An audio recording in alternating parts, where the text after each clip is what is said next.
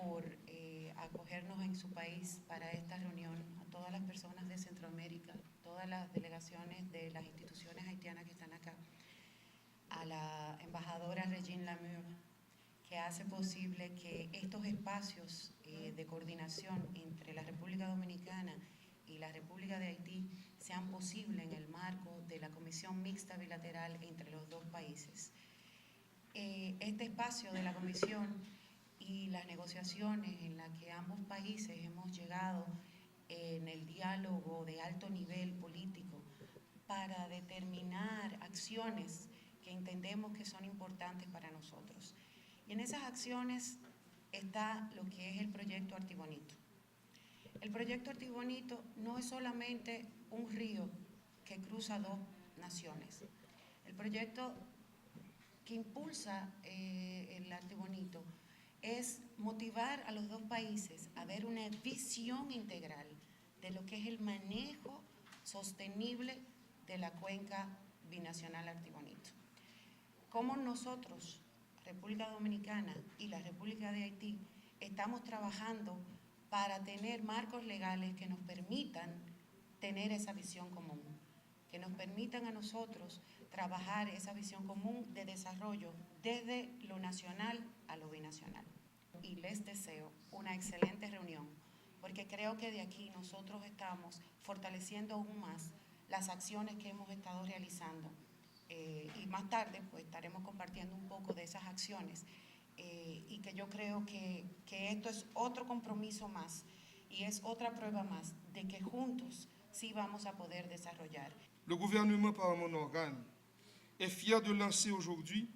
cet atelier binational de coopération sud-sud sur les mécanismes financiers novateurs pour la lutte contre la dégradation des terres. Le ministère de l'Environnement, avec l'appui du secrétariat de la Convention cadre des Nations Unies sur la lutte contre la désertification et l'appui technique du mécanisme mondial de la Convention sur la désertification à travers le projet binational Artibonite, jettera les bases institutionnelles de renforcement des mécanismes financiers pour la gestion durable des terres. L'atteinte des objectifs en matière de gestion durable des terres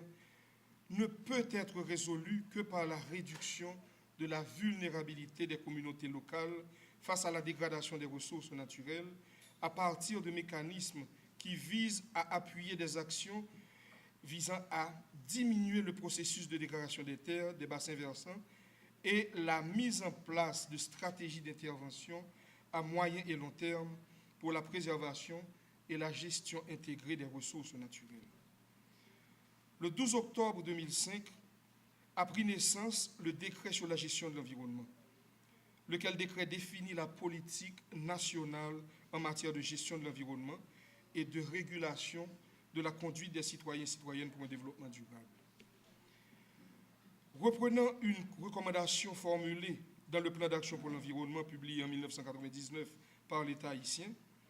le décret portant sur la gestion de l'environnement contient tout un chapitre traitant des fonds environnementaux. L'article 77 du décret stipule entre autres: il est créé, sous contrôle du ministère des Finances, le Fonds pour la réhabilitation de l'environnement haïtien, le FRE, qui sera alimenté par les ressources provenant de la délivrance de non-objections environnementales et de toute autre taxe à caractère écologique, des programmes d'échange de dettes, des donations publiques et privées, aussi des allocations du Trésor public. L'article 97 stipule: l'État a le devoir d'élaborer et d'appliquer de manière transparente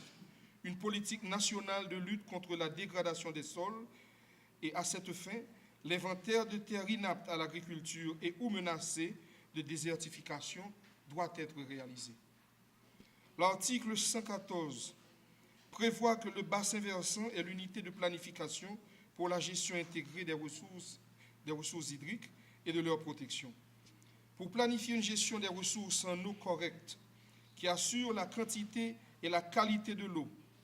il faudra développer des schémas directeurs ou plans de gestion pour chaque bassin versant et unité hydrographique qui prennent en compte toutes les composantes de l'environnement, c'est-à-dire le milieu physique, économique et anthropique. À partir de ce décret, le bassin versant devient donc l'unité environnementale à partir de laquelle il faudra établir les plans de développement nationaux, départementaux ou communaux. L'objectif fondamental donc de ces 2 journées d'atelier est de renforcer les capacités à partir des échanges d'expériences au sujet de mécanismes financiers innovants pour lutter contre la dégradation des terres et mettre en place un instrument stratégique multisectoriel devant renforcer durablement les efforts au niveau national et binational, la mobilisation de ressources et de développement de partenariats financiers pour la gestion durable des terres. L'autre objectif de cet atelier, c'est de redynamiser les comités interinstitutionnels de pilotage de la Convention sur la désertification, dont l'existence remonte à 2009. Les perturbations de toutes sortes ont entravé le fonctionnement de cette structure d'accompagnement et de mise en œuvre de la Convention. Cette exigence faite à tous les pays est appelée